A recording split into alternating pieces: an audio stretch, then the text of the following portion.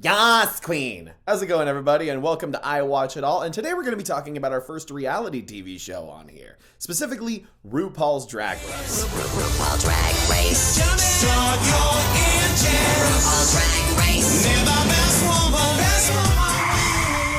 Now, this is a show that I have been binging the hell out of over the past couple months, and it's a really long watch, just to give a heads up. There are 12 seasons of it, plus 4 seasons of their All-Stars format, which is really worth watching, and currently they're on season 5 of All-Stars. So overall, that's about 16 and a half seasons of show to get through, and all of the episodes are 45 minutes to an hour long. But for those who don't know, RuPaul's Drag Race is a reality TV show centered around drag queens and who gets to be America's next drag superstar. Now, going into Drag Race, I had always heard a ton of stuff about this show. I mean, I was a theater major, all of my friends were theater majors in college, there were a lot of people watching this show. I just never watched it because it never quite appealed to me at that point in time, but as with Animal Crossing, that eventually became my favorite game over quarantine, I started watching this show and it became my favorite show so far that I've watched throughout all of quarantine. One of the things that I love the most about this show is that the entire concept of a drag competition is one of the most amazing showcases of talent that I've ever seen. Because it's not like American Idol where it's a showcase about singers. It's not like So You Think You Could Dance or Dancing with the Stars that's all about dancing. It's not like Project Runway, which is all about fashion. It's kind of an amalgamation of like every single art form you could possibly imagine. There's design challenges, there's fashion challenges, there's acting challenges, there's singing challenges, there's dancing challenges, there's challenges centered around just general performance ability and charisma. There's a challenge where they have to pretend to be presidential candidates. Vote Jackie, because we can all use a little more Cox in our life. There's an impressions challenge that's in every season and is always the most fun episode to watch. I'm Cher, bitch. Oh, thank you.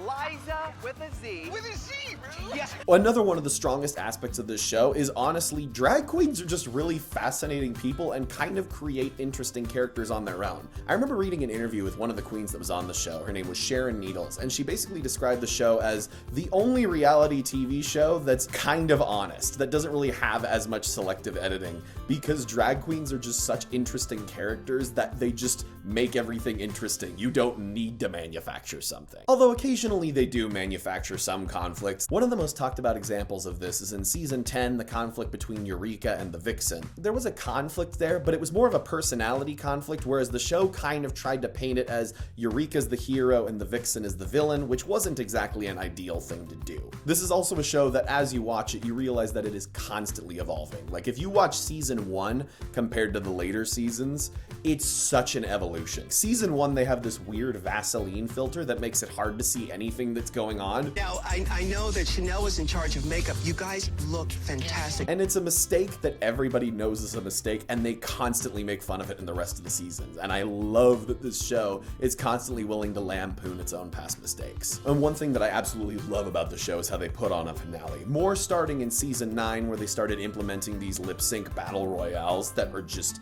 phenomenal pieces of performance art. Now I'm going to talk about what I think is the best season of the show and what I think is the worst season of the show. My least favorite season of the show is probably either season 7 or season 1. Season 1 mostly because you can tell that it's the first season. There's a lot of bugs. There's that Vaseline filter that I was mentioning earlier. And the queens aren't exactly the most interesting, although there are some that are really worth watching. As for season 7, which I probably would say overall is the worst season because they have gotten the formula down at this point. It honestly just has the least memorable group, and it's not their fault. There are some good ones, like Ginger Minj is really fun. Violet Chachki is a really good designer, but in general, it's just kind of the least fun one, to the point where it kind of felt like they needed to manufacture conflicts because there wasn't really any that were that interesting. The best season of the show, in my opinion, is season 5, because it has the best cast of characters. You know that it's the best cast of characters when you watch All-Star Season 2, and half of the contestants on All-Stars 2 are from Season 5. And the winner of Season 5 isn't even on All-Stars 2, and she is so much fun to watch. Season 5 is also the season where I feel like the show really found its groove, and it really found like some interesting conflicts, like the ones between Alyssa and Coco, the ones between Roxy and Jinx, just Alaska